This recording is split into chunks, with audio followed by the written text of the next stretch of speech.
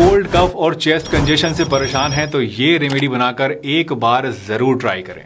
6 से 8 अमरूद के पत्ते धोकर बारीक काट लें, फिर एक पैन में 2 कप पानी उबालें।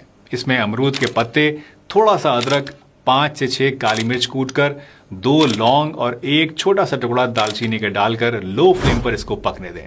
जब पानी आधा रह जाए तो छान कर एक कप में निकाल लें और थोड़ा ठंडा होने दें और उसके बाद इसमें 1 चम्मच शहद मिला लें।